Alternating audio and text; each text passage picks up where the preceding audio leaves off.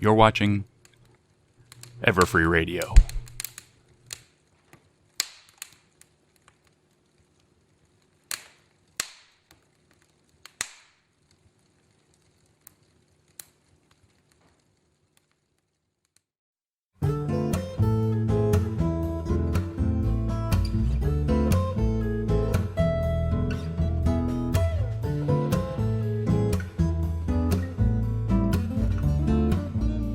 And now, Everfree Radio presents Stay Brony, My Friends, with DustyKatt.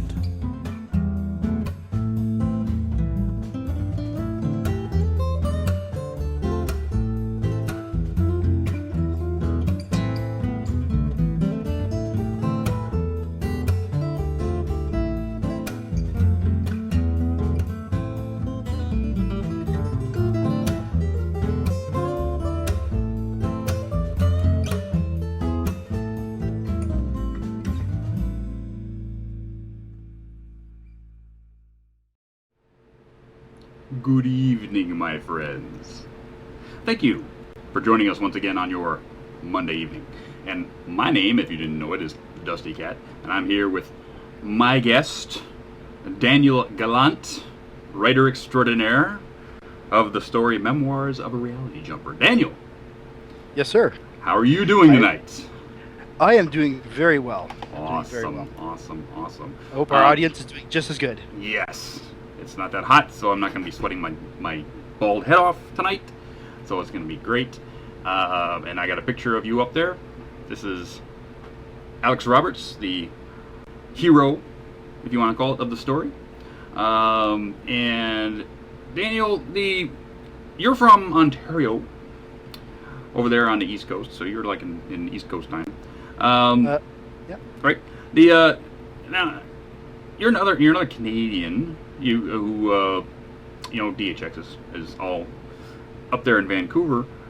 So where am I going with this? I have no freaking clue. It's that kind of night already. How did you, as a gentleman and with a family, you have a very wonderful wife and two beautiful children. How did you end up getting sucked into this colorful world of pastel ponies? Oh dear. Well, it started off with my, at the time, 3-year-old daughter saying, "Daddy, ponies!" on the TV, and I'm thinking, oh God in heaven, it's My Little Pony.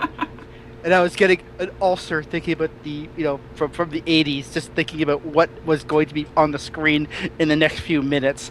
Mm-hmm. And it turned. Luckily for me, it was the second episode. Okay. The second half of the Yes. series opener. With all the action. And it was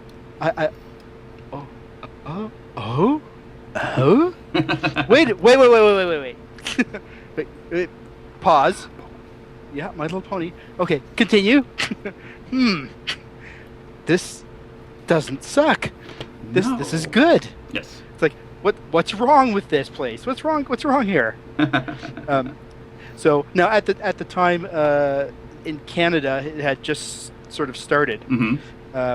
And I believe it was very near the end, or very close, or the first season had just ended. Okay.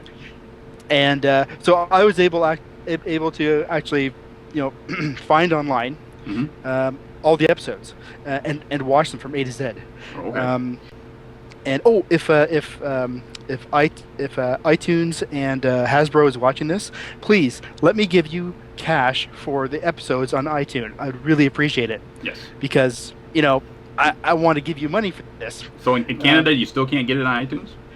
You can't get it on iTunes. Wow. Unless they added it in on this weekend, still can't get it. You can get the two DVDs that are out. You can get that in Canada, at various places, but that's it. Wow. Everything else is YouTube or Yo-Ho-Ho. Wow. And I would much rather, Because I pay for the Netflix subscription, so the season subscription goes up. It's like just order it. Netflix, Canada does not have it. my guess is that they won't have it until um, Treehouse, which is the channel that carries My Little Pony, plays through the entire season 1. Oh, really? Which they haven't done yet, as far as I can tell. Okay. Yeah, I can see that. It's like Canada's always messed up. Their football season's earlier, their TV shows are later. I don't know. It's like it's all the beer. It's all the beer. It's all the good beer. It's all the beer. That's all. But You know, yes. when I can drink Molson Canadian, I drink it all day long. So, yes. My train of thought's been derailed too. I do that. What were we talking? Anyway, let's go into what got you into writing. Have you been doing it most of your life? Did you start in grade school? Did you do a lot of stuff in college? How did it happen? How did it come about? No. I have done no writing. I have done no writing since high school. What? Like creative writing. I've done no writing since high school. What? I am 22 years old. Yes. I have done no writing since high school, and it was just My Little Pony was the first thing to inspire me, to make me. I mean, before it's like, oh, that's kind of cool. Mm-hmm. That's kind of neat. It was like Little Pony. Oh my God, I want to be there. Oh my goodness. So you came I mean, up with this entire,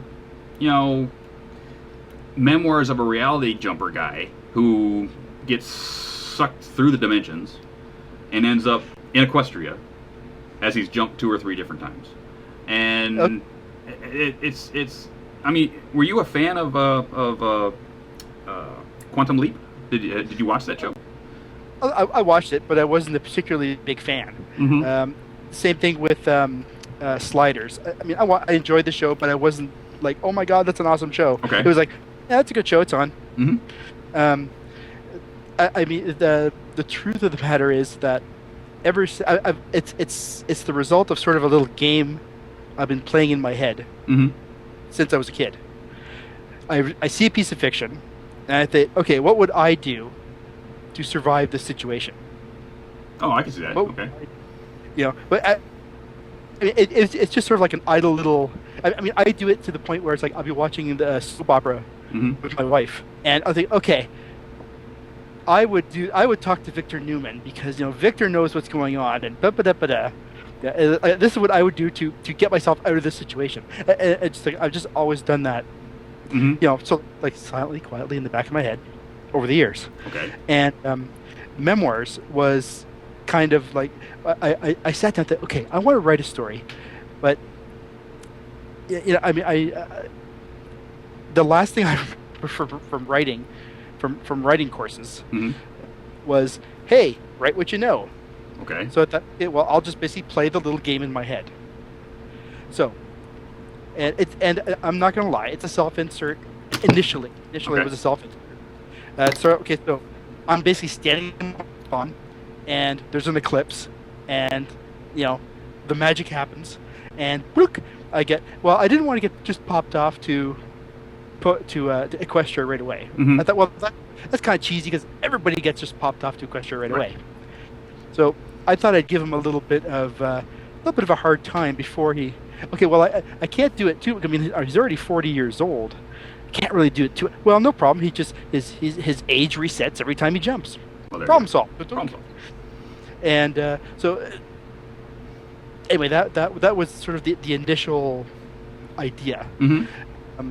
And actually, my initial sort of arc was like he goes there, he befriends everyone, he talks to Twilight Sparkle, they go to the princess, and he's not freaking out or anything. It's just and it's he just great, and they get him back home.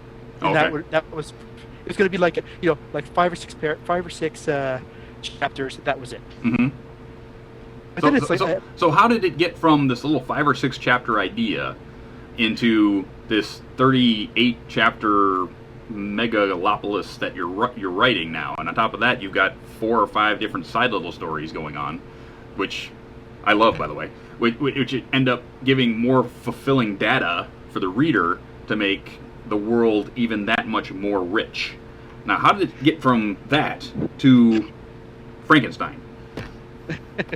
All right, here's how the beast got born. I have a file. I use Google Docs because Google Docs is the best thing since sliced bread. Mm-hmm. I use Google Docs, and every time I get an idea for anything, even if I never, ever plan to use it, I write it down. And to do with this, anything that has to do with the story. Okay. And so I found myself spending more time putting stuff in the ideas file than actually writing the story. Oh, okay. And there was a that was so like initially. Mm-hmm. So I was, excuse me. So I found that these ideas are so cool. I've got to use. Mm-hmm. There's got to be that he's got to have an antagonist that that tricks him out of his fortune. Okay. How do you get his fortune? Oh yeah, aluminum. Aluminum is really cool. Oh, that's good. Yeah, but why aluminum? Well, then I created this whole backstory, not backstory, but this whole explanation. Mm-hmm. I think it might eventually sort of filtered into the story, but that's actually the point where I started. I created another document that was all headcanon. Mm-hmm. It's something like, I think it's like 60 or 80 pages long. What? Of just, this is all the stuff that's different in my world, or that's about my world, versus the MLP world. Okay, so you basically, what you did is you sat down and you did a writer's Bible for this particular story. Pretty much. Yeah. I didn't know I didn't know that's what they were called. Yeah, they're called writer's Bibles. So basically, you took what's different about what you're telling in your story versus what's going on in the canon version of what's on TV, so that you can take all of these things and write different story arcs off them, right? Right, exactly. Yeah. Writer's Bible. Another thing I was that's also it's still in my head, not in the Bible, because the Bible is basically meant for myself. Mm-hmm. Is that what you see on the show is not what's actually happening. Right. In the sense of the writers and the artists and so on, they've been sort of influenced by that world. But they cut it, they cut and edit and rearrange the scenes for to make it funny, make it for kids and so on. Well, sort of like taking Japanese animation from the 70s and recutting it in the 80s, and taking all the death and stuff out of it and making it saccharine for kids. Exactly. So when the whole Discord story, and I'm just making this up on the fly, but we see Discord is just silly stuff, blah blah blah. What you don't see are the pony that's been turned inside out but is still alive. All the horrible things that are going on in the background. All the stuff that the characters know and see and understand, but we don't. So I'm assuming that there's a lot of that going on as well. I can see that. Cool. So you've sat down. Now, when you set out to write the story and you wrote the little writer's Bible, does this story actually have a physical end that you're working toward, or are you just writing it as it goes?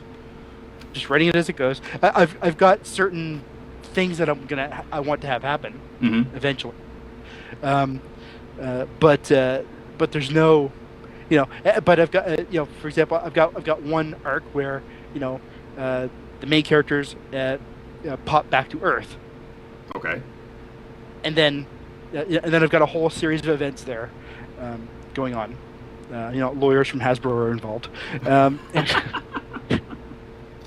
can see that happening. And that eventually, Princess intervenes. Alex drops to his knees, and brings them back and carries on, or not. That might never happen too. Mm-hmm. That might never happen. It all depends on how the story. I'm finding the story has really grown organically. Mm-hmm. Like stuff is happening because it makes sense for it to happen. Okay. It's I try not to try. It's like, yeah, I've got this one really cool scene, but it's not working. It it doesn't work within the story. Doesn't work within the story. Like for example, my original concept for the interaction when Alex talks to AJ after sort of Dash sort of went with him, was for her to sort of break down and basically admit that like she had feelings for Dash, not Alex. Like that was because a lot of the fanon goes in that direction. Yes. And I decided, you know what, that's not necessary. I mean, it's not necessarily so. No, it's not necessarily in your world to play to the fanon, fanon version of what's going on. I mean, it's your world as a writer, so you can do what you want. I happen to applaud you not going in that direction because I think it makes the story better. I think it makes it. I think what you're doing with what you're doing is much better than what a lot of people do with the whole shipping thing. I mean, yes, this is a shipping fic. If you want to take it down to its brass tacks, but it's done so well that it's more of a slice of life fiction than anything else. And that's kind of what I'm shooting for. It's like I said, my original story, there was no shipping. Mm-hmm. There was that nature at all. And in fact, I didn't. I mean, I was writing along, and it like this stuff would go in, and I wouldn't really notice it going in. Okay. Until eventually, like, hey, wait a minute. Then I go back to reviews, right? Like, wait, yeah, it's obvious that It's obvious that that's supposed to happen. Yeah, and it's like make it happen. Make it happen. So let's go sideways a little bit onto a couple of subjects that everybody gets asked, and I'm not sure if this is your first interview or if you've been interviewed before, but almost every one of these interviews goes into a couple of questions, and I'm sure all these people out here are wanting to know a few more things about the writer himself. Okay. Favorite pony? It depends. It depends on for what. There's no for what. There's a favorite pony. Okay. This is my favorite pony. This is who I like to write about. This is who I always watch. This is who I put a sticker on my car of. Basically, you know what? If I had to, if I had just a chance to meet one pony, it'd have to be Twilight. Well, there you go. And because I think she'd be a very interesting person to talk to, and it should be very friendly. Basically, she'd be like it'd be like talking to Sheldon Cooper, only a very pleasant Sheldon Cooper. Oh, there you go. Okay, so Twilight. Your favorite episode?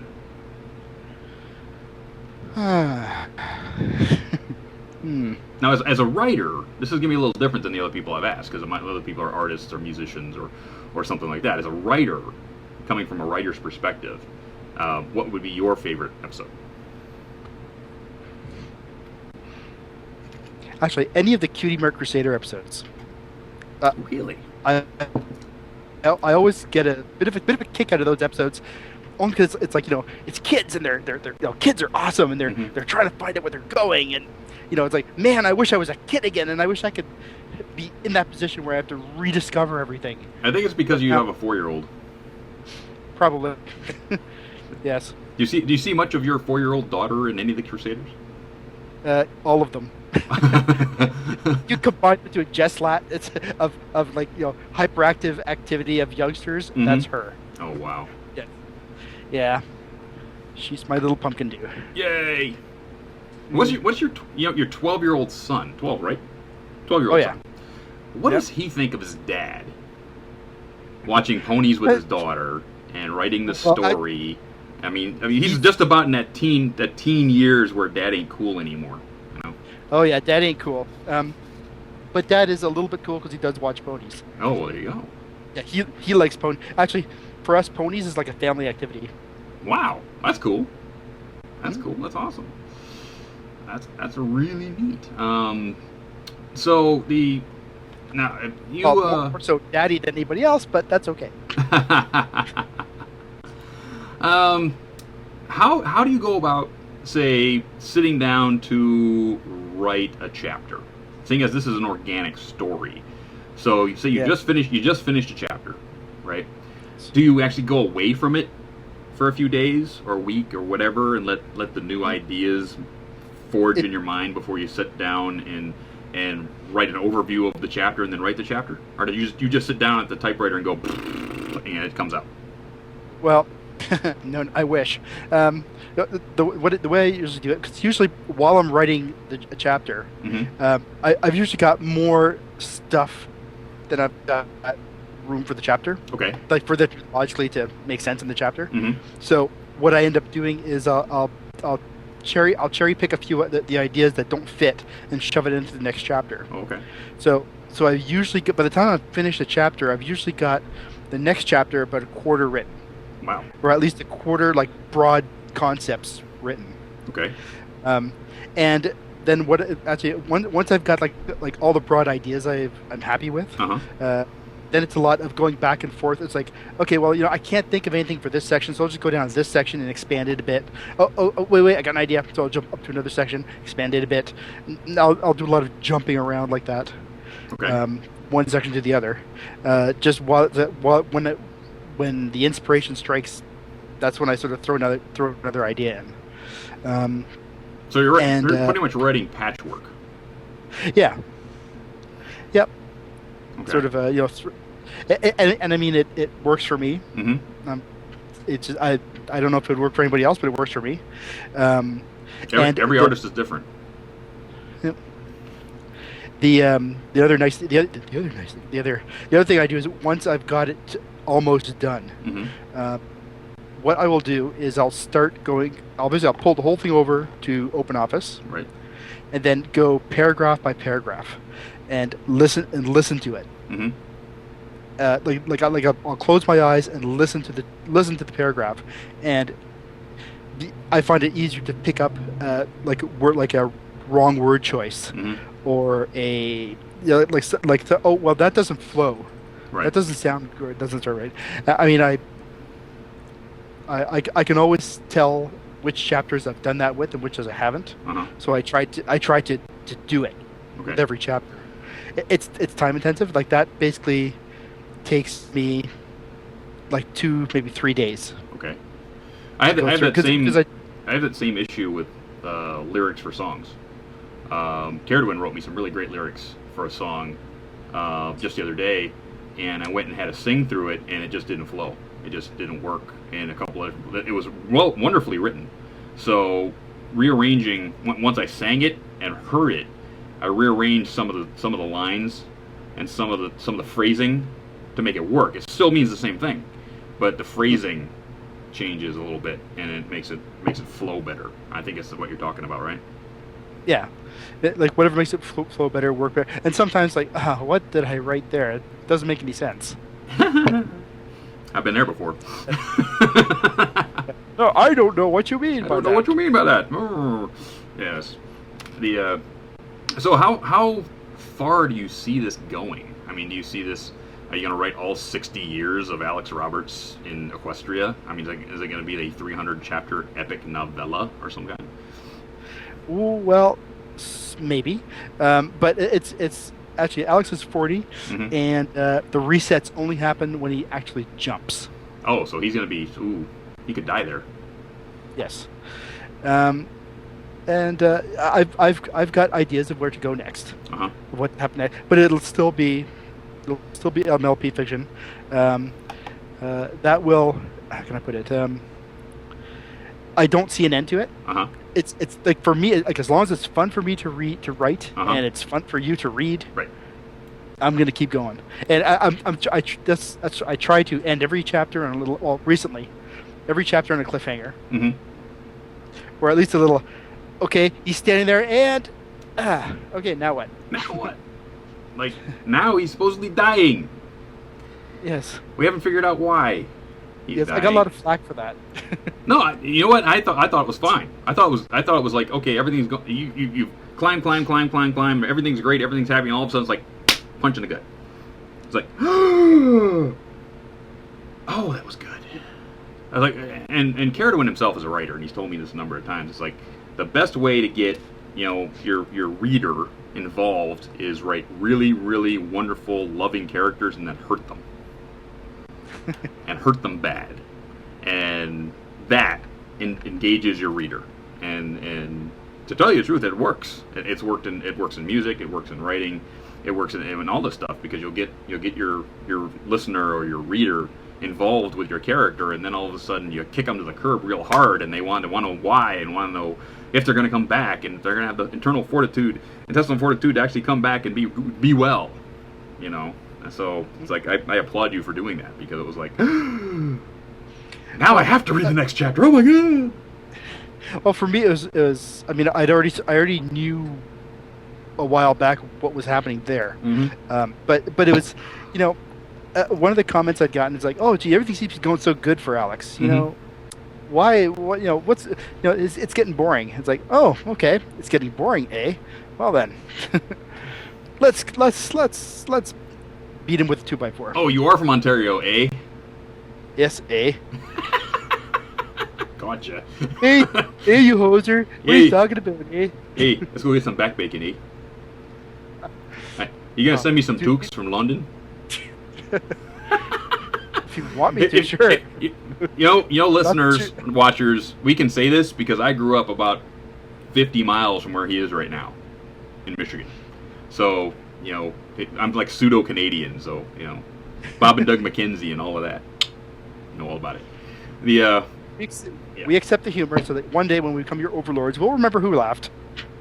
The only reason you're overlords over us is because you're north of us. That's it. You know what Canada is? The U.S. is attic. The only reason we tolerate you is you make really good hockey equipment. That's it. This is a true story, okay? I used to bus tables at a restaurant when I was a young man. And we got paid. We were so close to the border. I mean, my restaurant was on the river between Michigan and Ontario. So a lot of people from Ontario would come over and eat at our restaurant. So when we got our tips split up, we had a stack of Canadian money and a stack of American money. Because when I was growing up, Canadian money was worth about 70 cents on the dollar, U.S.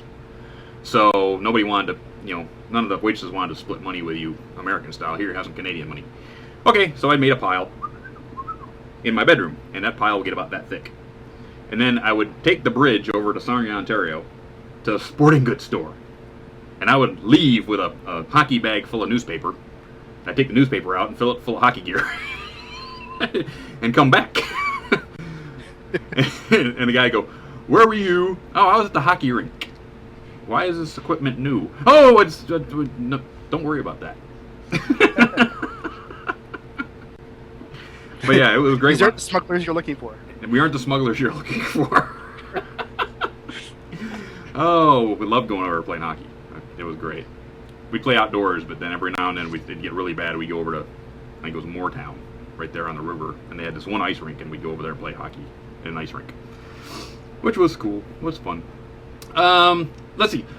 What kind of things, outside of being a writer and being a really good father, are you interested in? What do you do on the outside? Gaming is the big one. What is it? And gaming. Gaming. Okay. Gaming.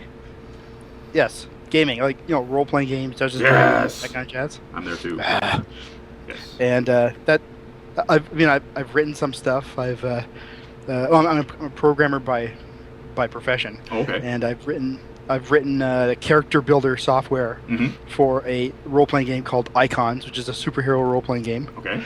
I even wrote recently, well, it hasn't been published yet, but I wrote an adventure for it, which is actually My Little Pony related. Ooh. Yes, it's basically I've taken a lot of characters and themes from My Little Pony, basically turn them evil. And it's an interdimensional invasion. So, with Princess Sunshine at the helm, Evening Twinkle is her prize student. Oh, that's gonna hurt. That hurts. Oh, but wait. What? But there's also Trixie. Trixie is owns a magic shop. And she's the but hero. She's human. She's the hero in this one, I can take it. No, she's just a bystander, but she's a music bystander. Okay. But there's a lot.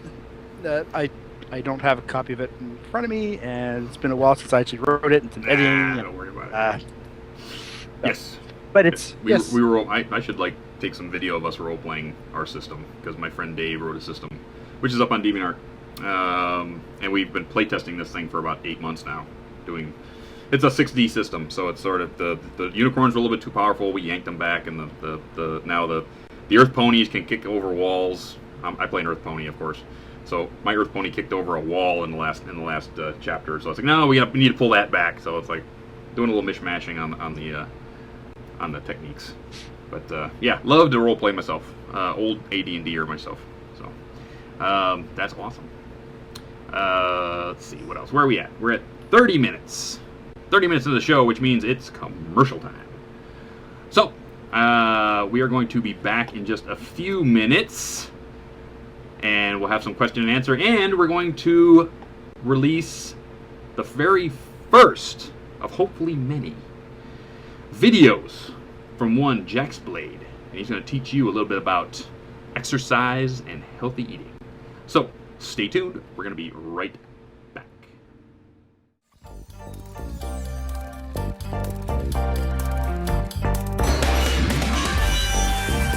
Since the beginning of time, the elite of Equestria have longed for pony fashions that truly express the essence of their very souls.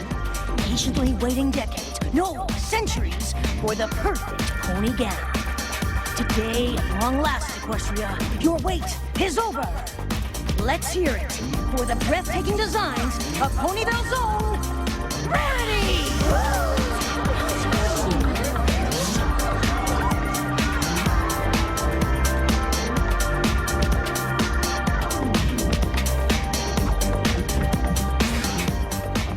Certainement, Spike.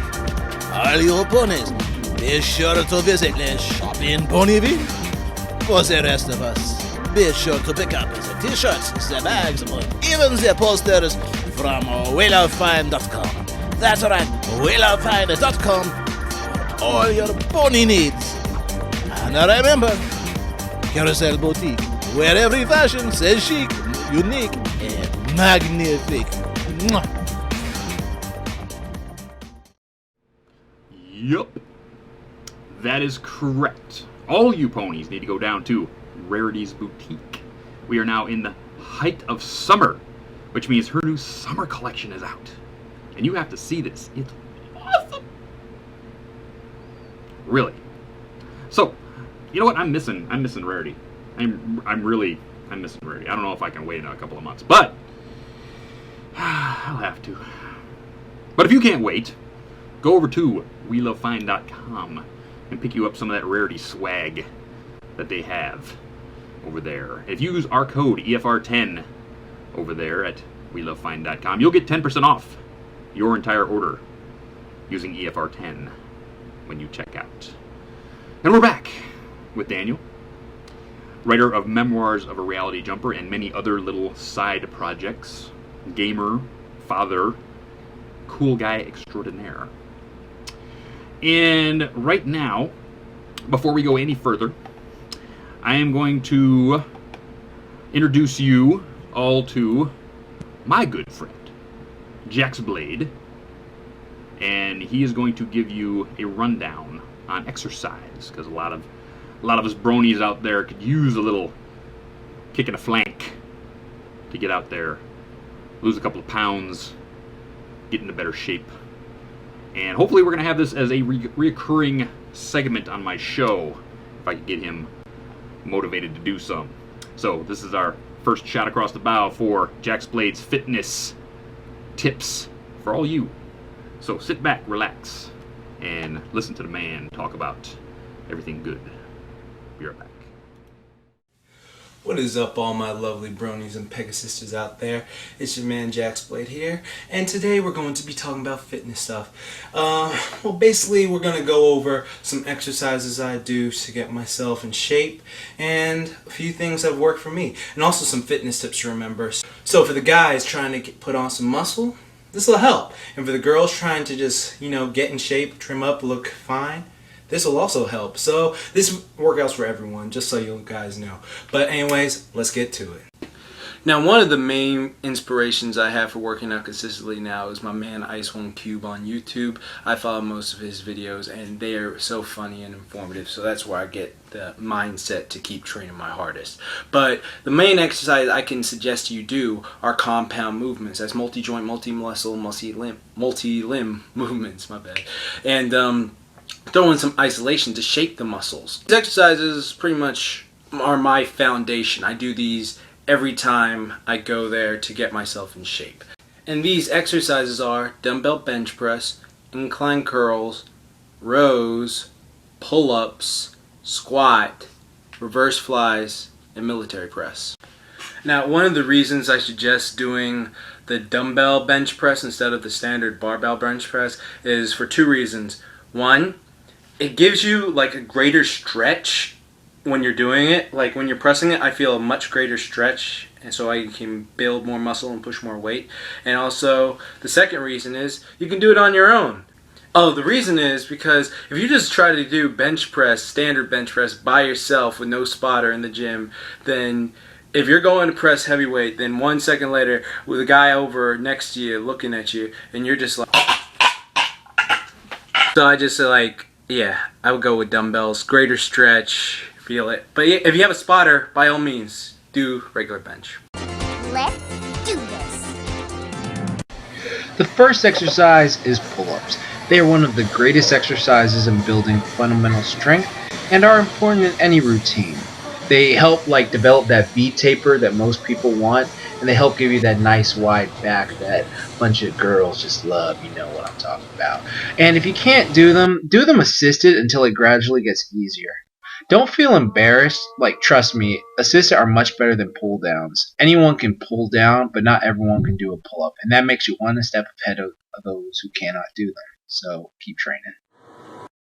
One of the best exercises I can suggest doing for your chest would be the dumbbell bench press. It's great for building strength, great for building up your mass, and also if you want to show off, do that little percolating pectoral dance. It's awesome. It also builds the stabilizing muscles much better than the standard barbell bench press. So a lot of people always focus on what's your max, but dumbbells is the way to go in my opinion. So definitely try this exercise. Asking me how to get bigger arms, this would be the go-to exercise just if you want the biceps bigger. You get full range of motion with these, and this develops a nice softball bicep look. Okay, you know that one where you just go boom, boom, firepower. This is the exercise to go. I highly recommend it if you want. Okay, this is one of my favorite exercises in getting mass in my triceps and in my shoulders. Okay. But seriously, start off with a lightweight before doing it so you get injured and gradually build up. But this is definitely one of the best exercises you can do for shoulders and mass up there.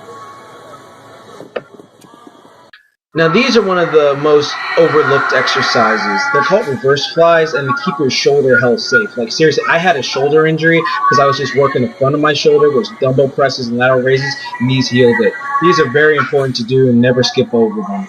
So start doing them. Now rows. These really help me for my MMA training when I have to pull someone back. They also give me really strong forearms and make my back really strong. These are great at building muscle and also great for building the peak in your bicep. So again, I highly suggest these. The final exercise I suggest doing would be the back squat. Okay, it's one of the greatest exercises you can do for your just entire body. Okay, it'll get you a strong back, stronger legs, and make sure your knees do not go past your toes. That's important. I'm trying to watch my form. Keep your chest up, looking up, and this exercise will give you just a great plot, increase your strength, build your cardio up, and also cut fat like an MFer. So try it out. Get that ass nice. Hey guys, but now that I've shown you the workout, let me tell you some fitness tips to remember to help you get the best of the results. Oh, and ladies, I just wanted to know, even though I say words like mass building, muscle building, stuff like that, you can do these exercises and still look fine. Like here, look at these girls. These are girls who all freaking work out incredibly. And they weight train, they do their cardio, stuff like that, and follow what basically these tips I'm about to give you. Hey, you're not going to look like, say, or anything like that. It's just going to be like if you work out consistently, you'll have a great body. Sorry, I'm kind of stuttering. Remember, I'm not that articulate with my words. I'm still working on my grammar. Anyways, on to the fitness tips. It's time to call in the big guns. Hey guys, so I just want to go over these really quick. I'll probably explain them in further detail in later videos of mine, but just some fitness tips that'll help anyone, anywhere, and they are these. Make sure to drink plenty of water each hour and drink a lot of it every day. It'll help the body. Avoid sodas and juices and stuff like that, all the unnecessary stuff, and just plenty of water. 2, eat lots of vegetables and lots of fruit and protein. Have a bit of vegetable or fruit and protein each meal you have throughout the day. It'll help when you the protein will help rebuild your muscles. The vegetables and fruits will help keep your body healthy and nutritious. And remember, building muscle burns fat. Building muscle burns fat. Building muscle burns fat. 3, do lots of weight work. Do like weight work at least 2 to 3 times a week minimum, so you build muscle and build up your functionality strength. 4, do cardio at least 3 to 4 days a week, because it's a bit more important, because you want to keep your heart strong, and you also want to lose that fat if you want to reveal those, you know, abs and stuff like that. So all the people love those.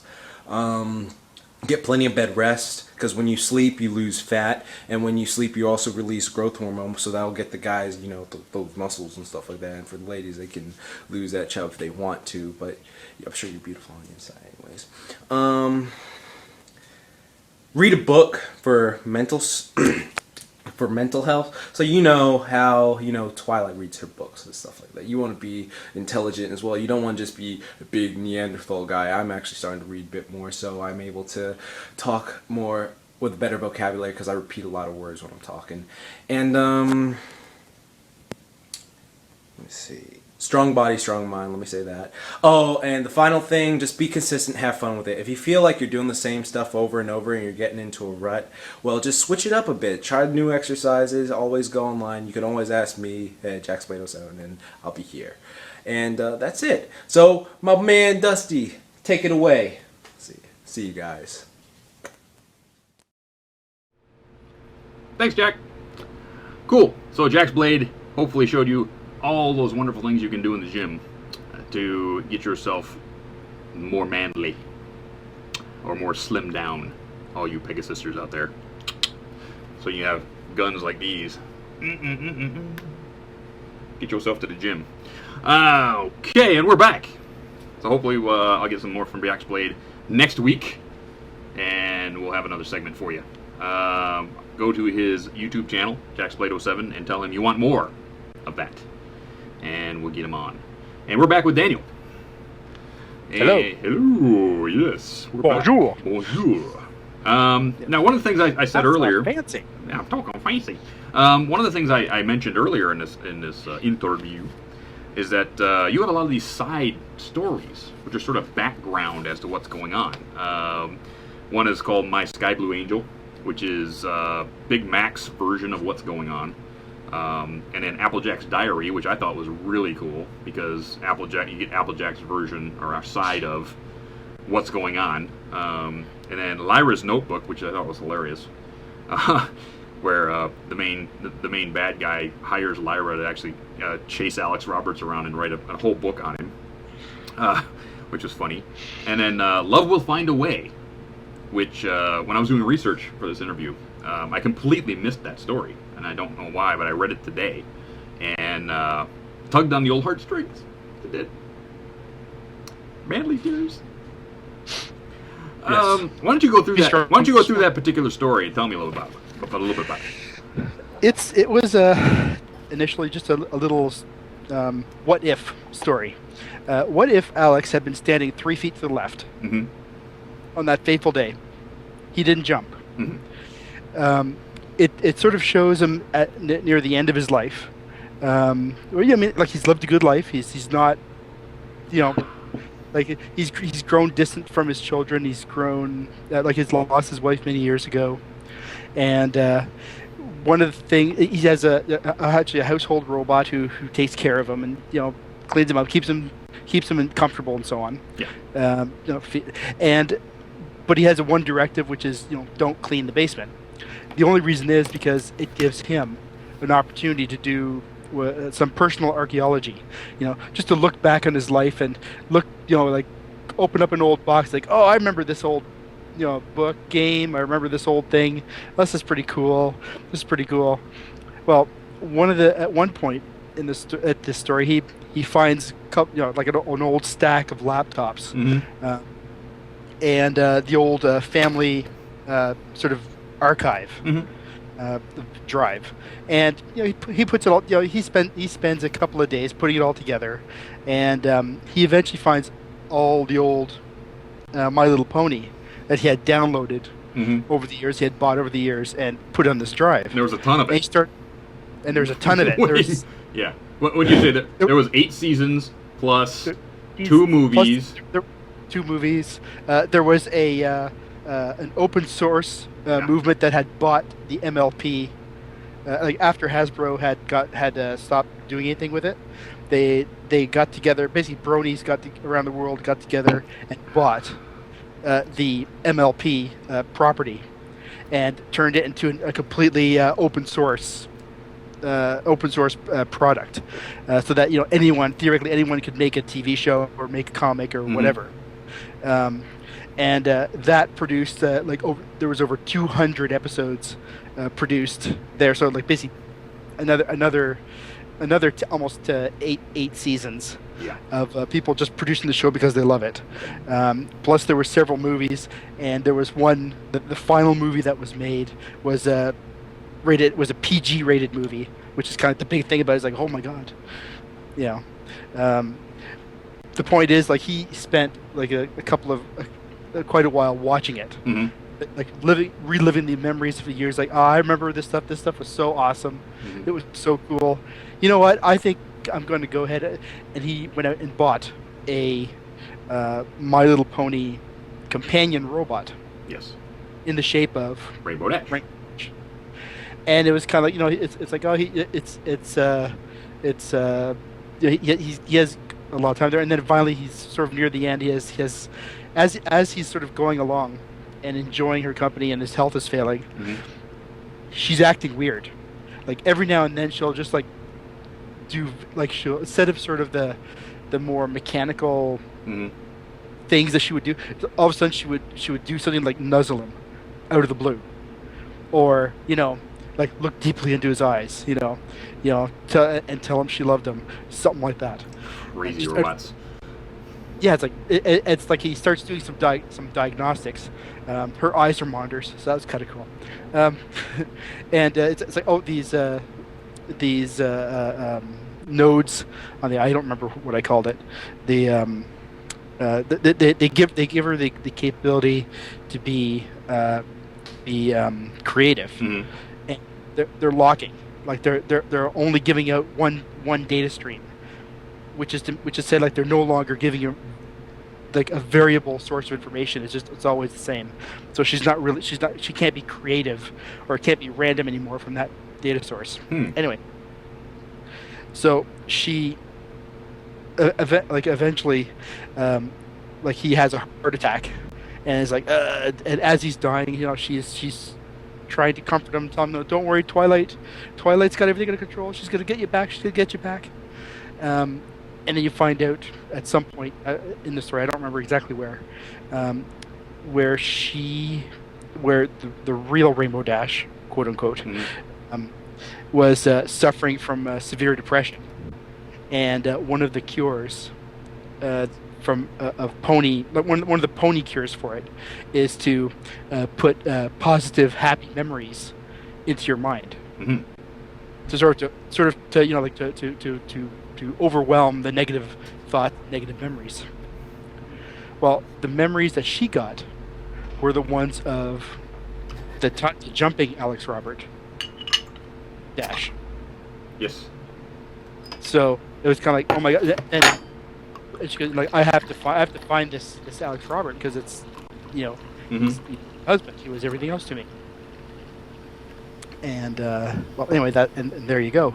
So she was in the other universe. She was working with Twilight to control this robot. Right. To basically, like, this was like the first opportunity that she had to talk to sort of get a hold of an Alex Roberts. And it's him. And eventually, it worked out so that, you know, as he was dying, Twilight was able to do the magic. And I'm gonna say the S word. Bring his soul over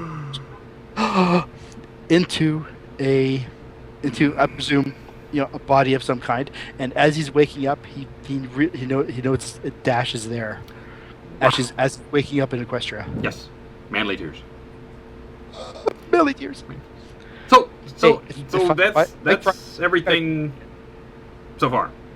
So we've got the 5 little stories going on. There's another one in there which is a rarity spike thing I like too, but that didn't have anything to do with the memoirs at this time. At least I don't think it did. That's respect. No, not really. Okay, so I'm going to call the Screwball. Screwy. Screwy. There he is. You know him, you love him. It's the Screwball. Screwy. You've never gave me that kind of introduction before. Well, you never paid me before either. Oh.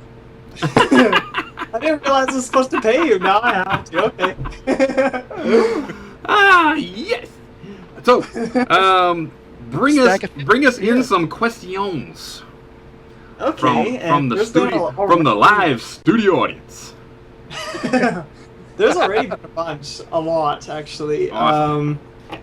This one was actually emailed question from Phantom Brony, and the question is for you, Dan. Question is, what was your thought process when working on Memoirs of a Reality Jumper? Hey, this sounds like a fun thing to do. No, well, that's part of it. Part of it was just I don't really know how to answer that question. It started off as something fun to do with My Little Pony. I liked human and equestria stories, but I didn't like how they usually went. If you know what I mean. It's usually that, like, oh, human popped up in equestria, boink, and then that was it.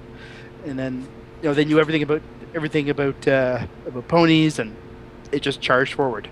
I generally didn't like that, but I didn't really know how to do it. And, you know, I'm not gonna lie, I kind of sort of wanted to do a bit of a self-insert. I know, bad Dan. Bad Dan. Talking about the other Dan, not me. Well, my train of thought got derailed. No, right.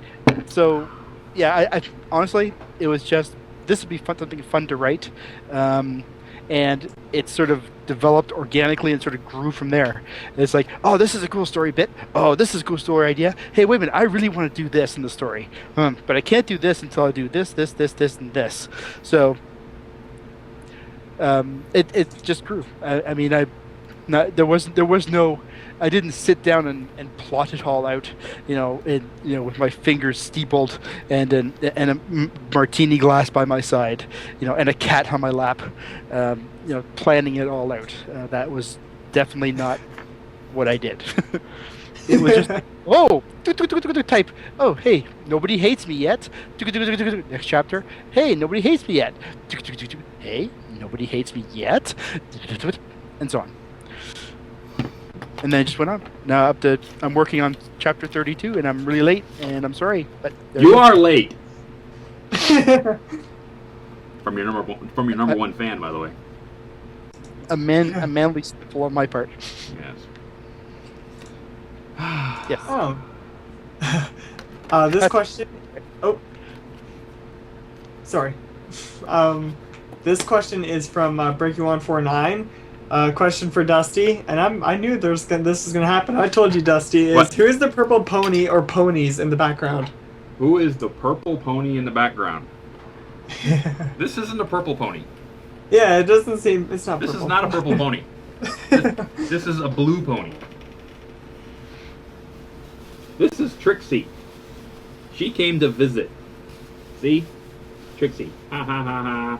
I have Trixie and you I don't. love Beatrix. I love Beatrix. See? I have Trixie and you don't. That is true. She's gonna sit back here and watch. 'Cause that's what she does. It's a huge toy. Oh my goodness. Yes. Next. This one is from Chaotic Harmony. Question is for you, Dan. You said that ponies is a family activity, so have you shown your children your work at all? Well, one is far too young to read it, and the other one couldn't give a rat's patootie. He's 12. When you're 12, you don't give a rat's patootie what your dad's doing. You know, you're just about to turn 13. You can't be cool and like your dad or anything like that. Come on. So there's the horrible, horrible truth. Horrible truth. Kids are kids. Yep. This one. Oh. This one is from Joker Boxer. Question is for you, Dusty. I noticed that a couple of weeks ago you mentioned a friend whom you roleplay with. I looked through his stuff and noticed he plays riffs. My question is, do you play riffs? And if so, what kind of character are you playing? I don't play riffs. Yeah. No, I don't play riffs. We're playing that 6D system that he came up with. We've been role playing that for the better part of about 7 months now. We're basically play testing his system and finding all kinds of bugs in it. Like unicorns are way too powerful, and then we made some changes. And then the ground ponies are way too powerful, and I didn't want to change that because I play a ground pony. So, but anyway, to make it.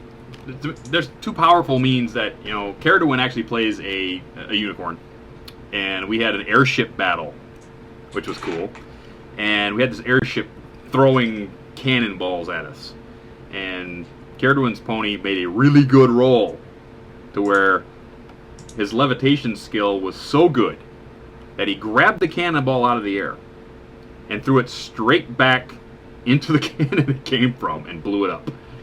That's just a little too powerful. But yeah, that's that. We play his system and we keep going. In fact, we have to finish a storyline next Saturday. So we play basically Saturday nights after I get off of work. So, but no, I don't play riffs. Sorry. Bricky actually tells me he was actually looking at something else purple in the background. I do see it too. It looks like it's their mic or something. I don't know if that's it, but he says there's something purple back there. He's wondering if it's a pony or what it is. What, hanging on my mic stand? Yeah, I think that's what I see right now. That one right there? That's Cheerily, you blind thing, you.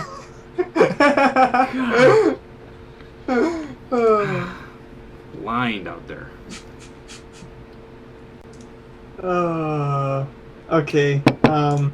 This one is also from Phantom Brony on the email. The question is for you, Dan. What is, or I think it's for all. What is your favorite fanfic, and how has it affected you, if at all?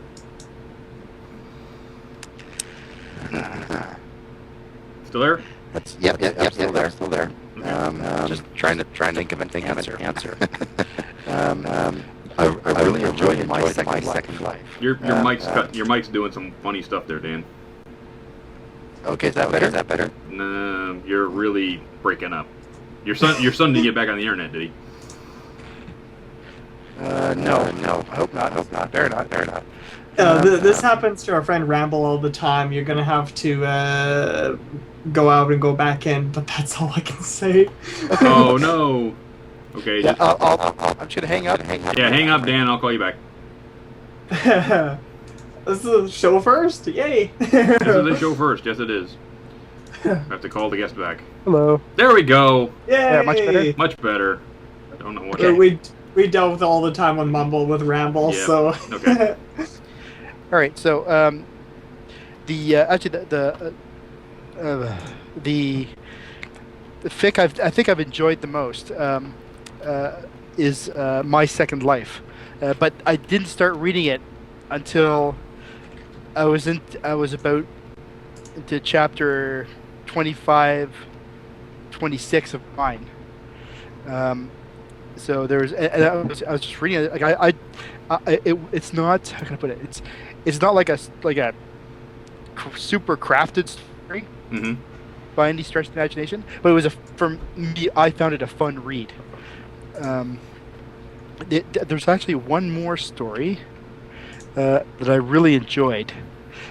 We just need to. Oh darn it! Can I get back to it? Yeah, get back to it. Okay. How about you, Screwball? I actually don't read fanfics as bad as it is.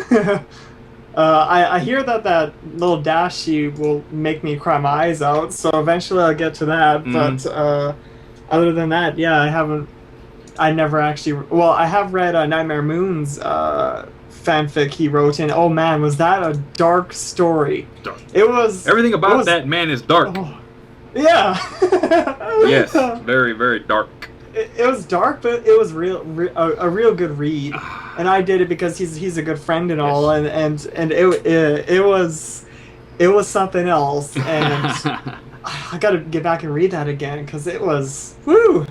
The parts that I remember just happen to be the most grim thing I've ever read. I think memoirs is basically the thing that hooks with me right now. So I don't think it's changed me at all. I enjoy reading it. But it's one of those things where it's one of the only maybe 2 or 3 fanfics that I really wait for the update. You know, it's like, oh, it hasn't updated today. Oh, it hasn't updated today. Oh, it hasn't updated today. It's like, so it's one of the only ones I really look for in the morning when I get out of bed. It's like, okay, I get out of bed, I gotta wake up, take my shower, go look for stuff. It's like, okay, what updated tonight? Oh, darn it, didn't update yet. But yeah, when it updates in the morning, I read it. Wow. And it's like, yeah, that's one. I think memoirs is the one that hooks me right now. So that's why I have this gentleman on my show, because I enjoy it. And that is one of the things that will happen on this show, is I will have people on my show that I enjoy, that I hope you will enjoy. So you won't get just, what they call top level tier brony people. You're going to get everybody on this show that I think deserves to have a pat on the back about what they're doing. So keep that in mind. I found the other story I was thinking of. What was it? Yes, it's called Hands. Hands. Oh, was that the Lyra one? No, that's the one with it's human in Equestria. But it's it's sort of like a human character insert into episodes. Oh, okay. And it's actually very, very funny. It's very, very funny. I don't know how those 2 fanfics have changed me, but I know I've enjoyed them. So there you go. There you go. Next. This one's for you, Dan. Question is, this one's from Discord's Advocate. Oh my. Question is, what do you enjoy about writing, and how does it make you enjoy life more? Hi, Discord's Advocate. I know I've seen many of your comments, so thank you very much. Well, I enjoy. So the question was, how do I enjoy writing?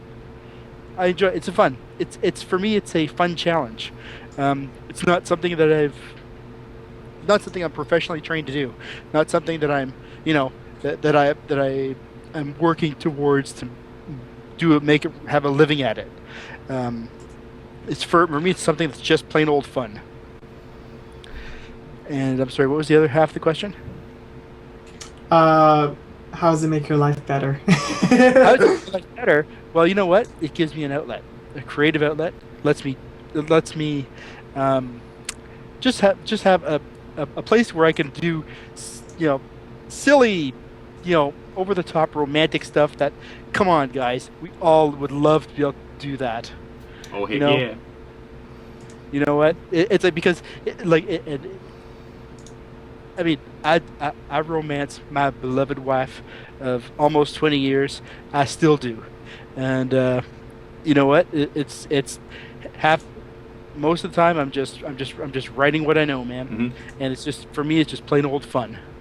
Yep. If it's not fun, don't do it. Yep. If it's really fun, do it twice. Double the fun. The fun has been doubled. Oh, man. I should have bought that shot glass. And if it's illegal, do it 3 times. Do it 3 times. Jeez. This one's from Prism Star. Question for everyone: what is your opinion of the My Little Dashi movie they're making?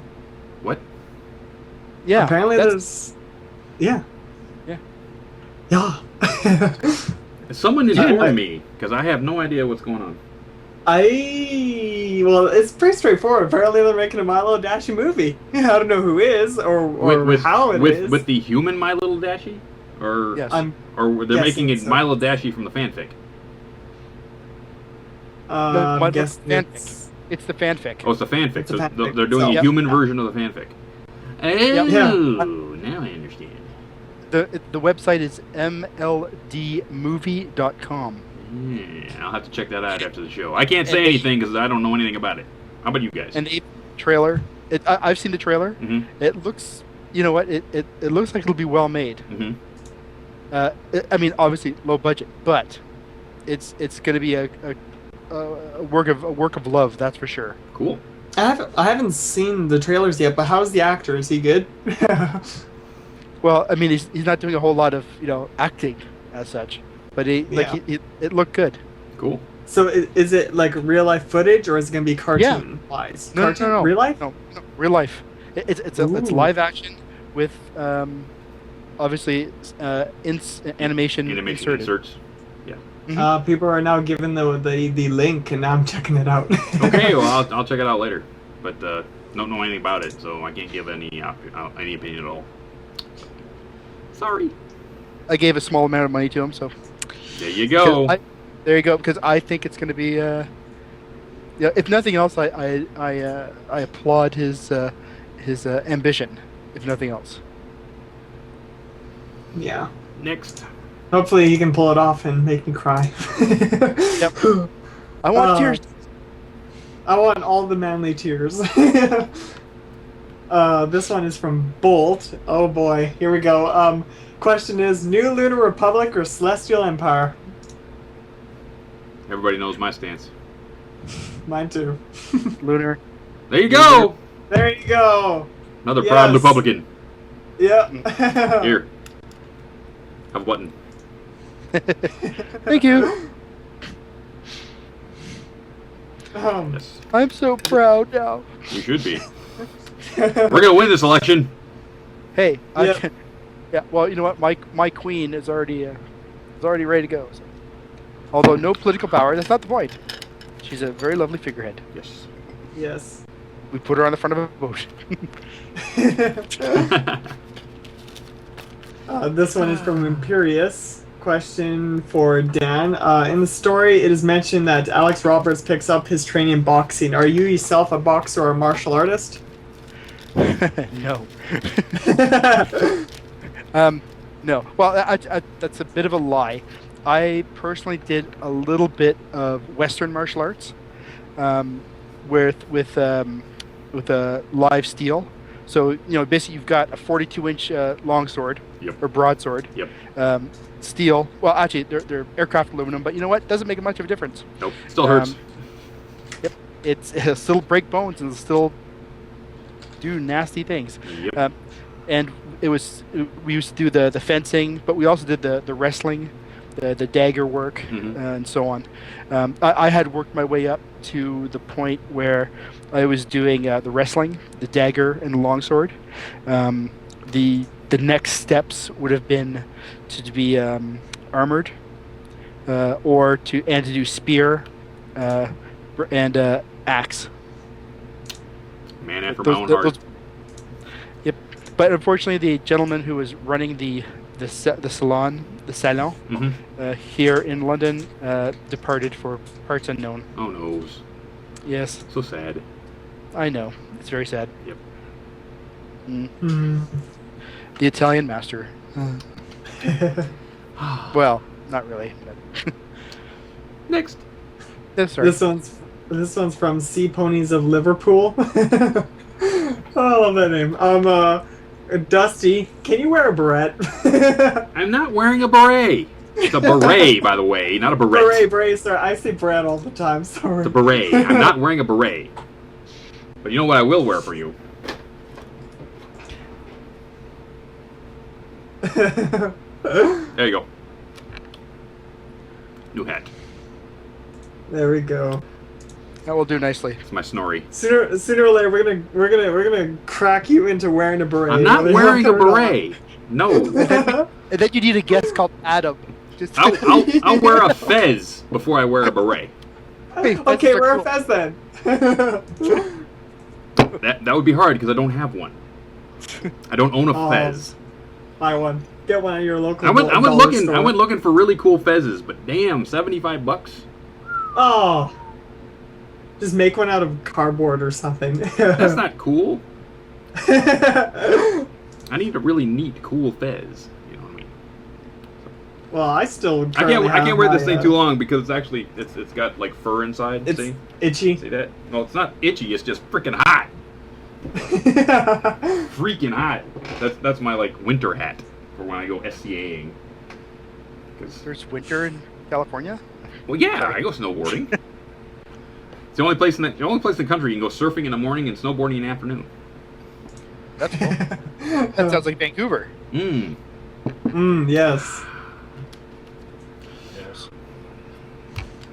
This one is from Chaotic Harmony. Question is for you, Dan. Who is the hardest pony to write about in your opinion? Pinkie Pie. Yeah.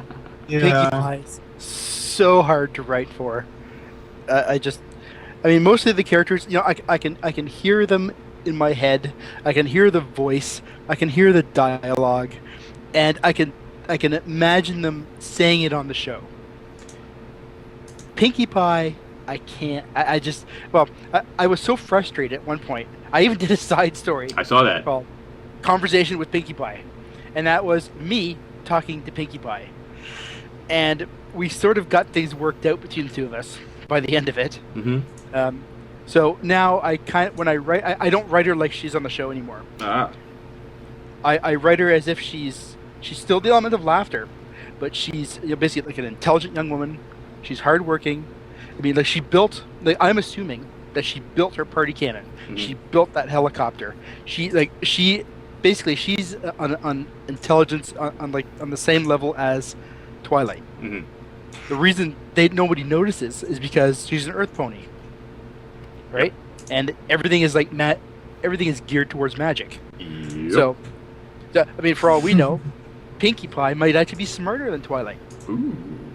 But because there's because of the mechanical engineering, mm-hmm. you know, and so on, like to build all her devices, that takes a hell of a lot of brains. Yep. And her pinky sense is an extension of her intelligence in the sense that she's able to pick up and sort of use all those tiny subtle environmental clues mm-hmm.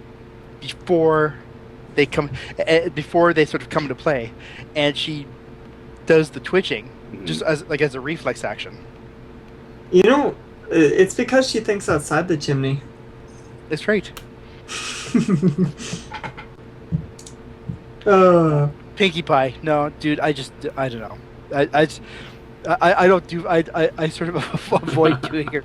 And when I do her, I do her in her in her non-manic phase. Because I just don't understand poor Pinkie Pie. I frankly, if I had to spend 5 minutes in a room alone with her, I you know what? This will probably get me kicked out of Bronydom, but I might take a swing at her. Just if she's in full manic. No one expects the Spanish Inquisition. No one expects the Spanish Inquisition. Ooh. Next. You have this one feature. This is from I'm always so terrible with your name. Fennicus Kitsune.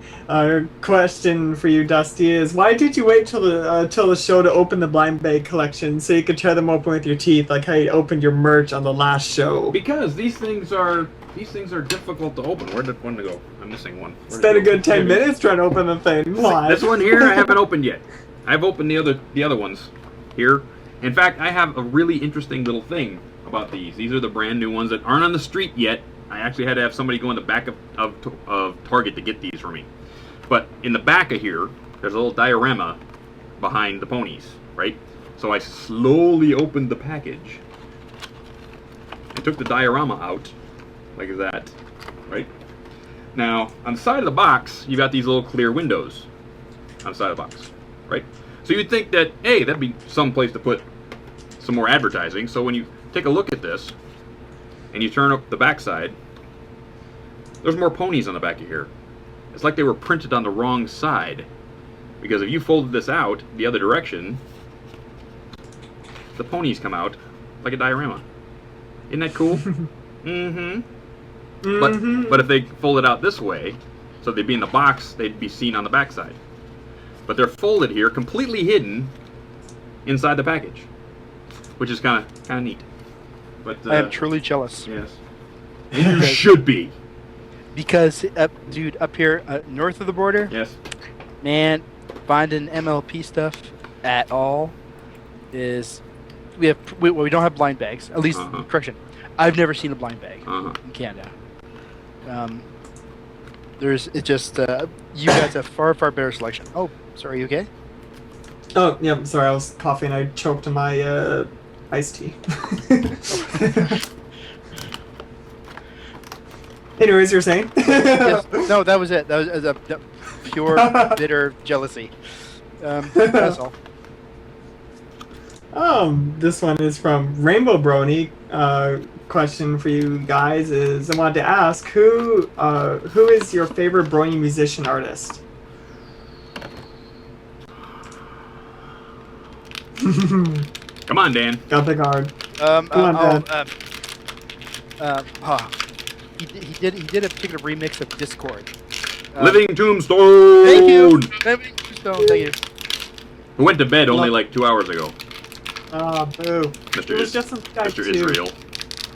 At some point, I have to get him on the show. At some point. Hey. Stay out of my shed, okay? Oh no! Why'd you bring that back? Oh. That's horribly wonderful. Yes, thank you. I thought I saw that out. But I grew up with Fat Albert and the Cosby Kids, so I know where that comes from. Yep, I do too. Oh. So I did a little unboxing of the Cloudsdale set for everybody on screen.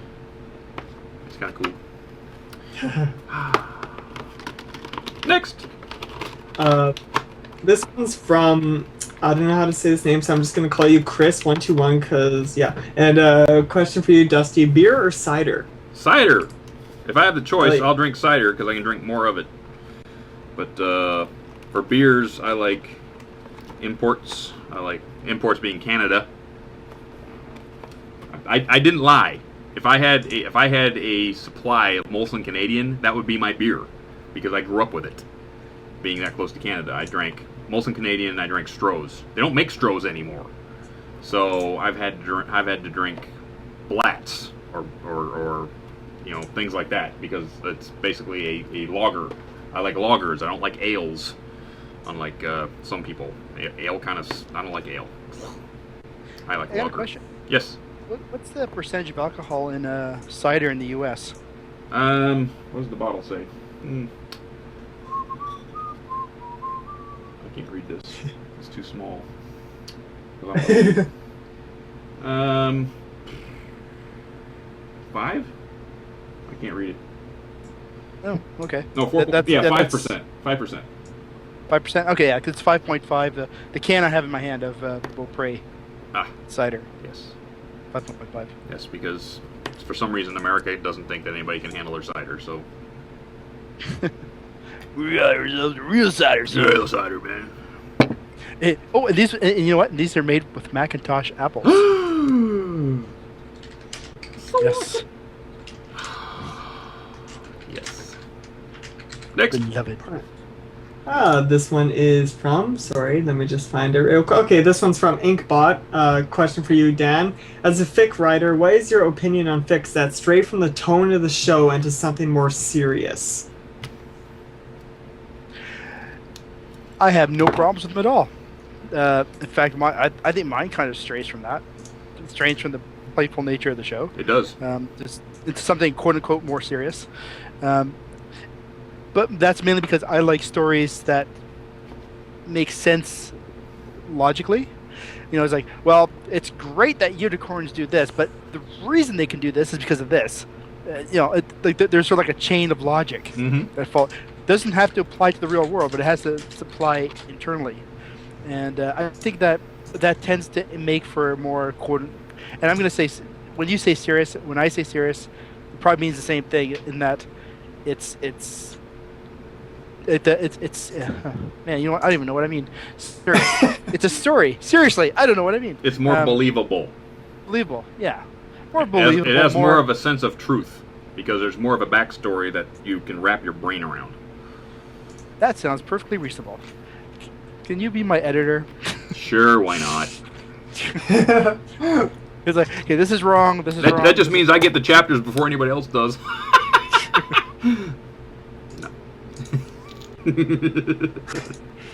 Rubbing everyone's face. Next. One sec. La la la. Where did I just lost it for fudge cakes. Oh yeah, here it is. This one's from ROFL to Dusty. Will you ever do a cover of a Blues Brothers songs? Yes. Yes, I will. I love the Blues Brothers. I will do a cover of one of their songs. I haven't figured out which one yet. Soul Man would be awesome. I like Soul Man. B-movie Boxcar Blues I would love to do. I might do it just as a straight song cover because I love those songs. I might not even change the lyrics. But I've got so many irons in the fire with collabs and trying to get this album done. And I just finished, I think I finished a song today. What is it, Dusty? I'm not telling you. Rub it in her face again. I'm not telling you. You'll just have to watch the YouTube channel maybe later tonight. Maybe. Maybe tomorrow. But I'm waiting for my editor to get home, which would be Cardoin, to give it one final listen to see if it's A-okay. So I can finish like a video for it. And then I'll put it up. But I've got the metal album, which is 2 songs from being done. And I've got 6 or 7 songs worth of lyrics that need to be done. And I don't know when I'll get to a Blues Brothers song, but I'd love to do a Blues Brothers song. I love the Blues Brothers. Love. Stay tuned. That's all I can say. Oh. I realized that Universal Studios is actually on their 100th anniversary, so I seen the Blue Brothers were on Blu-ray. I'm like, oh my god, I gotta get that. Buy that. Buy that. Buy it. You got to see the non-cut version because the non-cut version is a scream. If you think the one on TV is good, buy the non-cut version. So, scream. Yay! This one is from Sketch. For you, Dan, what do you think is the hardest part of writing fanfic?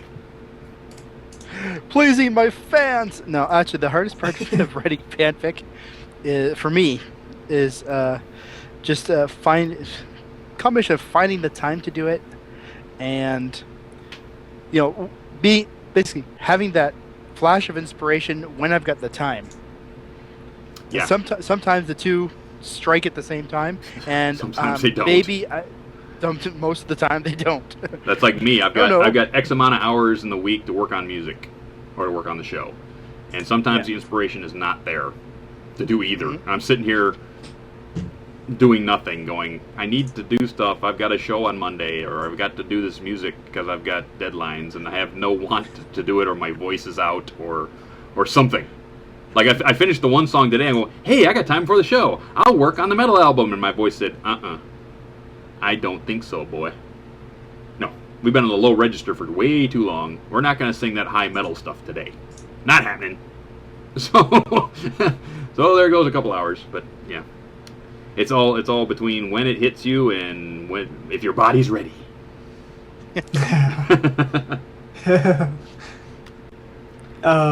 This one is from Kyard on Twitter, and the question is for both you, Dusty, and Dan. Uh-huh. And what is your favorite D&D class, regardless of edition? Fighter. Paladin. I don't think I've played an AD&D group where I wasn't the fighter. Because that's just I was always the tank. I would always wade in and start just hack slashing stuff.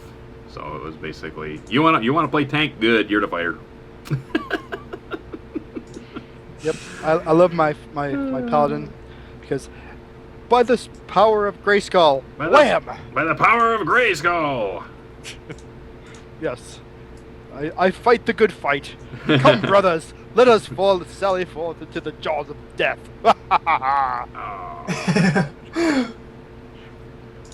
Now She-Ra was the weird show. Yeah. Yeah, I didn't watch it. No. Sorry. Or if I did, I grew mental blocks to it. Just like the Smurfs. Cool. Next. Which I, no good memories. This one's from Starstream. Question for all: what do you guys think of Double Rainbow? Love it. Can't wait for it. It's sort of like the same thing with fighting is magic. It's like you just can't wait. You want more of it and you want it now. And it takes time to make, and you know it takes time to make, but you're just like, I want another piece of pie, and I want it now. Give me more pie. I've heard it. I've heard of it, but I really don't know what it's about. Double Rainbow is a gentleman who's in an animation program went to Hasbro and said, I want to make a 22-minute episode, and they said yes.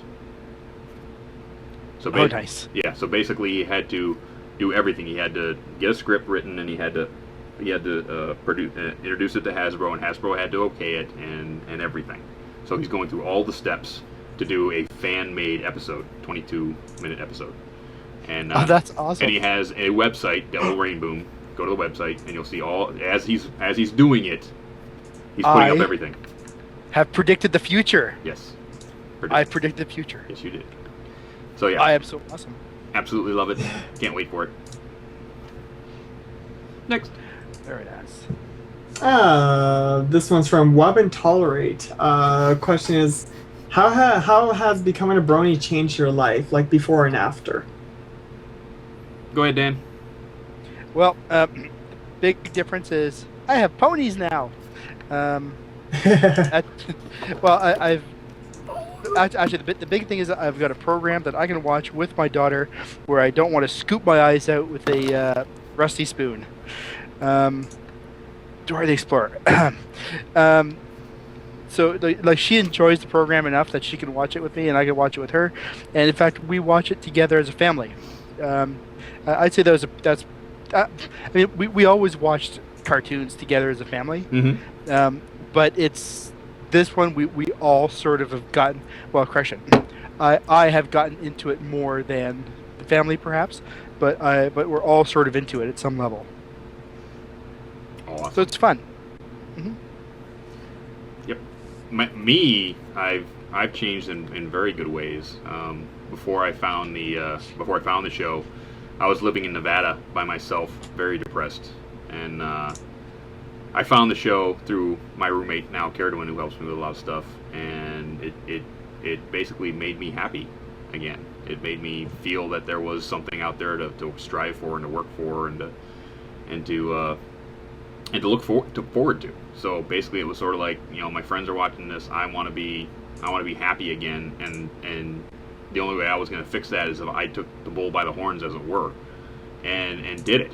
So I basically moved back, got a job, moved into a situation that I can tolerate, and started doing things that I enjoy again. Because I was doing a lot of this stuff before I moved to Nevada, and then when I moved to Nevada, thinking that would help me, it basically got me into a job that was going nowhere. And I was a long way from my friends, and I was a long way from the things that I liked. And the show showed me the way to basically be happy again. Take the bull by the horns and do what you want to do, and no one's going to change it but you. So, I'm very happy with becoming a brony. That's good. I don't know if we have enough time to tell my side of the story. Oh boy. Okay. Mine's real long, but we don't have a half an hour. Yeah. But yeah, just skip me. It's gonna take too long to tell that one. So give me the Reader's Digest version. Where do I begin? Hurry up, Billy. I don't know where to begin. My friend Skipsy gave it to me, and I loved it since. There you go. There you go. Done. Reader's Digest version. Like that. It was way more good. If friend introduced me, I love the show. Done. Oh, and you know what? It's that time. That time in the evening. 6:30 on the West Coast. And we are just about over. So, we're at the weekly call-out of the shows that you, out there, get to enjoy this week on Everfree Radio. Reading Rainboom is on this week. This is their on week, so check them out. Tuesdays, 7 p.m. Eastern, 5 p.m. Pacific. That is the bi-weekly show with a large cast of actors that read very famous fanfics. So it's more like an audiobook than it is a narrator. So it's going to be pretty awesome. Cutie Art Crusaders. We'll discuss the best fan art going on in Bronydom today, and that will be Tuesdays, 9 p.m. Eastern, 6 p.m. Pacific. Then we get to EQI, Equestrian Inquirer. The EQI guys will bring you the best news program from Equestria that exists, and they are Wednesdays, 8 p.m. Eastern, 5 p.m. Pacific. Sketchy Sounds Live Songcast is 2 hours live acoustic music with Sketchy. Thursdays, 11 a.m. Eastern, 2 p.m. Pacific. Brony Breakdown with Saber Spark and Paleo is 7 p.m. Eastern, 4 p.m. Pacific on Thursdays. And then we got the Lunar Republic Takeover. My Queen Nightmare Moon takes over this very radio station and plays your requests, and has usually a cool guest host every week, and that is going to be Fridays, 7 p.m. Eastern, 4 p.m. Pacific. Saturday Night Songs with Michelle Kraber every Saturday night, except for when she doesn't eat her peas. Will be Saturdays, 4 p.m. Eastern, 7 p.m. Pacific. And if you don't know who she is the voice actress of Apple Bloom and the singing voice of Sweetie Belle. And she's working on an album right now you should go check out. State of Brony, which is the trance, electro, and house music show. Saturday evenings, 11 a.m. Eastern, 1 p.m. Pacific. Radiant Eclipse Podcast. Sundays, 8 p.m. Eastern and 5 p.m. Pacific. We have a lot of shows here, people. We have a lot of entertainment for you to come check out on our little network, EFR.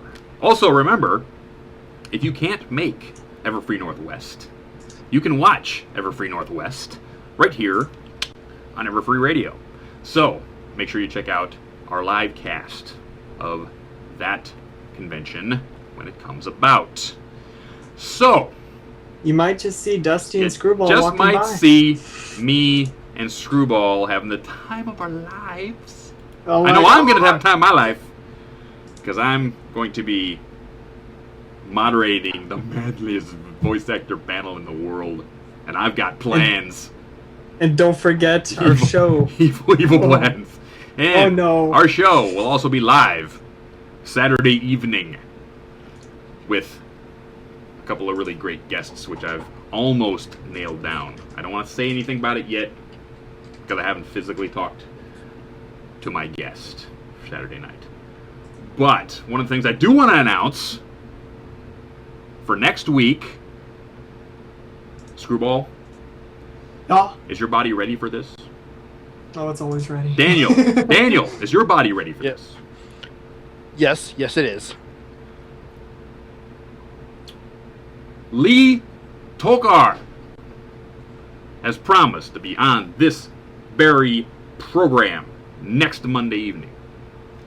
The voice actor for Snips will be right here for you. We're going to do an interview. You get to ask him questions Oh my next god. week. Oh my god. Yes. I told you you weren't ready, Screwball. I No, told I you your wasn't body wasn't ready. ready. No. So, Oh. we're going to hope that he did pencil us in for next week. He did say he would be here. But of course, this is show business. So, I'm really hoping he'll be here.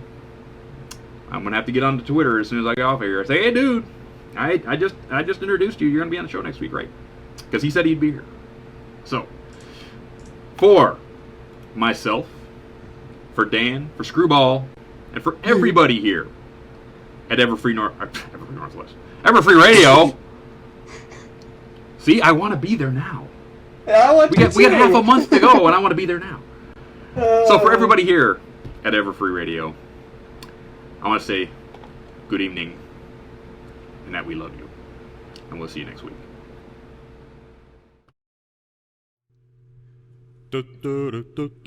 Good night, sweetheart. Well, it's time to go. Good night, sweetheart. Well, it's time to go. We hate to leave you, but we'll be back soon. Good night, sweetheart. Good night. Good night, sweetheart. Good night. To make me, I mean, before it's like, oh, that's kind of cool. Mhm. Yeah, that's kind of neat. It was like Little Pony. Oh my god, I want to be there. Oh my goodness. So And so you came I up mean- with this entire, memoirs of a reality jumper guy who gets sucked through the dimensions and ends up in Equestria as he's jumped 2 or 3 different times. And it's I mean, were you a fan of Quantum Leap? Did you watch that show? I watched it, but I wasn't a particularly big fan. Mhm. Same thing with Sliders. I mean, I enjoyed the show, but I wasn't like, oh my god, that's an awesome show. Okay. It was like, yeah, that's a good show. It's on. Mhm. I mean, the truth of the matter is that it's the result of sort of a little game I've been playing in my head Mhm. since I was a kid. I see a piece of fiction, and I think, okay, what would I do to survive this situation? Oh, I can see that. What- Okay. But I mean, it's just sort of like an idle little. I mean, I do it to the point where it's like I'll be watching the soap opera Mhm. with my wife, and I'll think, okay, I would talk to Victor Newman because Victor knows what's going on, and da.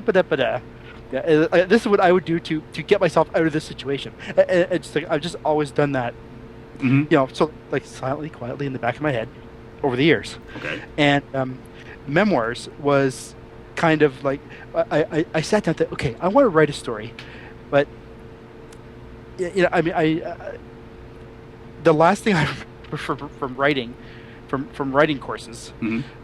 was, hey, write what you know. Okay. So I thought, well, I'll just basically play the little game in my head. So, and I'm not gonna lie, it's a self-insert. Initially Okay. it was a self-insert. So I'm basically standing on, and there's an eclipse, and the magic happens, and look, I didn't want to get just popped off to Equestria right away. Mhm. I thought, well, that's kind of cheesy because everybody gets just popped off to Equestria right Right. away. So I thought I'd give him a little bit of a hard time before he. Okay, well, I can't do it too. I mean, he's already 40 years old. Can't really do it too. Well, no problem. He just his age resets every time he jumps. Well, there Problem you go. solved. Problem solved. And so anyway, that was sort of the initial idea. Mhm. And actually, my initial sort of arc was like he goes there, he befriends everyone, he talks to Twilight Sparkle, they go to the princess, and he's not freaking out or anything. It's just and it's he just, oh great, and they get him back home. And Okay. that was it was going to be like like 5 or 6 chapters. That was it. Mhm. But then it's like So how did it get from this little 5 or 6 chapter idea into all the death and stuff out of it and making it saccharine for kids. Exactly. So when the whole Discord story, and I'm just making this up on the fly, but we see Discord is just silly stuff, blah blah blah. What you don't see are the pony that's been turned inside out but is still alive. All the horrible things that are going on in the background. All the stuff that the characters know and see and understand, but we don't. So I'm assuming that there's a lot of that going on as well. I can see that. Cool. So you've sat down. Now, when you set out to write the story and you wrote the little writer's Bible, does this story actually have a physical end that you're working toward, or are you just writing it as it goes? Just writing it as it goes. I've got certain things that I want to have happen eventually. But there's no, But I've got for example, I've got one arc where the main characters pop back to Earth. Okay. And then I've got a whole series of events there going on. Lawyers from Hasbro are involved. I can see that happening. And then eventually, Princess intervenes. Alex drops to his knees, and brings them back and carries on, or not. That might never happen too. Mm-hmm. That might never happen. It all depends on how the story. I mean, I'm finding the story has really grown organically. Mm-hmm. Like stuff is happening because it makes sense for it to happen. Okay. It's I try not to try. It's like, yeah, I've got this one really cool scene, but it's not working. It doesn't work within the story. Doesn't work within the story. Like, for example, my original concept for the interaction when Alex talks to AJ after sort of Dash sort of went with him, was for her to sort of break down and basically admit that she had feelings for Dash, not Alex. Like, that was because a lot of the fanon goes in that direction. Yes. And I decided, you know what? That's not necessary. I mean, it's not necessarily so.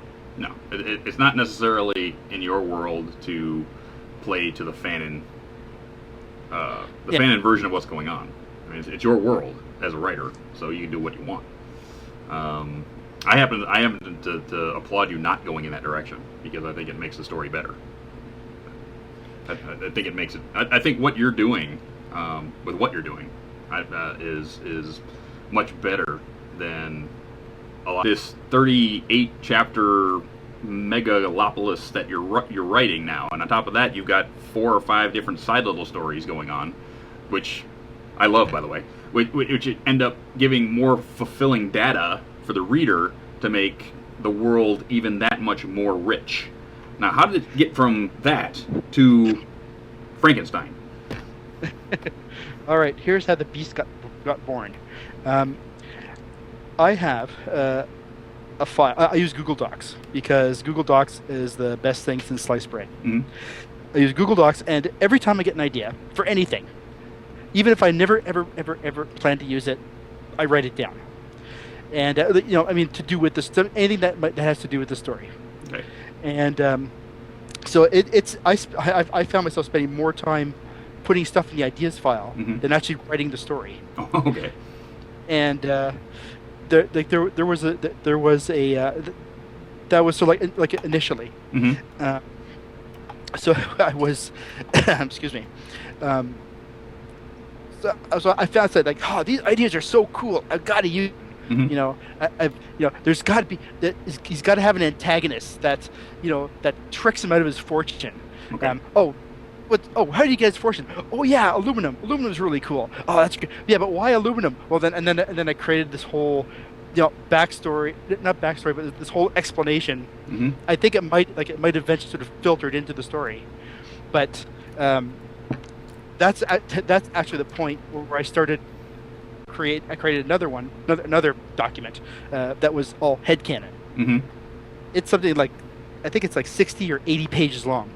What?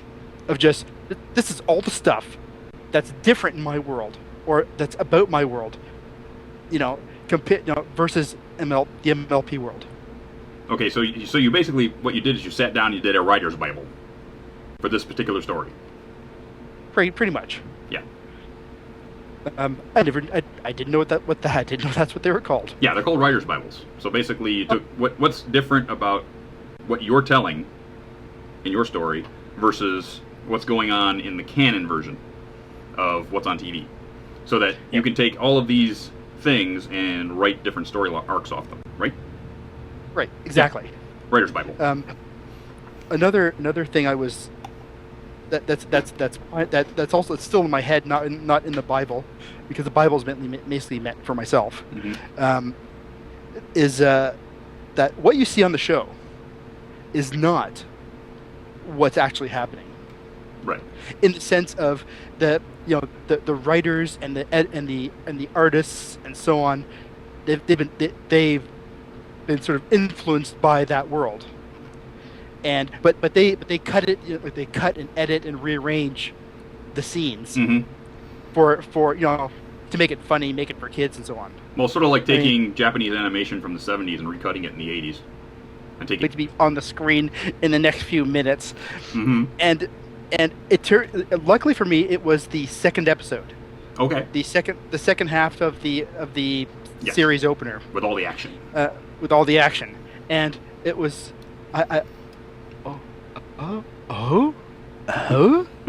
wait. Wait. Pause. Yeah, My Little Pony. Okay, continue. This doesn't suck. This is good. Yes. It's like, what's wrong with this place? What's wrong here? So now at the time in Canada, it had just sort of started. Mm-hmm. And I believe it was very near the end, or very close, or the first season had just ended. Okay. And so I was able to actually, find online mm-hmm. All the episodes and watch them from A to Z. Okay. If iTunes and Hasbro is watching this, please let me give you cash for the episodes on iTunes. I'd really appreciate it. Yes. Because I want to give you money for this. So in Canada, you still can't get it on iTunes? You can't get it on iTunes. Wow. Unless they added it in on this weekend, still can't get it. You can get the two DVDs that are out. You can get that in Canada at various places, but that's it. Wow. Everything else is YouTube or Yo-Ho-Ho. Wow. And I would much rather, because I pay for the Netflix subscription, so the season subscription goes up, like just order it. Netflix, Canada does not have it. Ah! My guess is that they won't have it until Treehouse, which is the channel that carries My Little Pony, plays through the entire season 1. Oh, really? Which they haven't done yet, as far as I can tell. Okay. Yeah, I can see that. It's like Canada's always messed up. Their football season's earlier, their TV shows are later. I don't know. It's all the beer. It's all the beer. It's all the good beer. It's all the beer. That's all, when I can drink Molson Canadian, I drink it all day long. So, yes. My train of thought's been derailed too. I do that. What were we talking? Anyway, let's go into what got you into writing. Have you been doing it most of your life? Did you start in grade school? Did you do a lot of stuff in college? How did it happen? How did it come about? No! I have done no writing. I have done no writing since high school. What? Like creative writing. I've done no writing since high school. What? I'm 22 years old. Yeah. I have done no writing since high school, and it was just My Little Pony was the first thing to inspire me.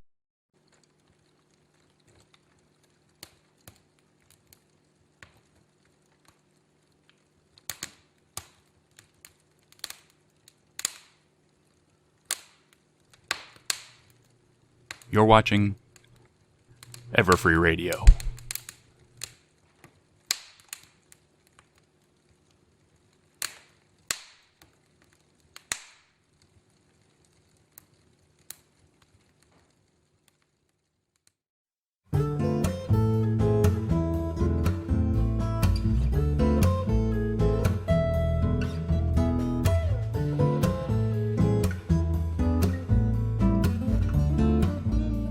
And now, Everfree Radio presents Stay Brony, My Friends, with DustyKatt.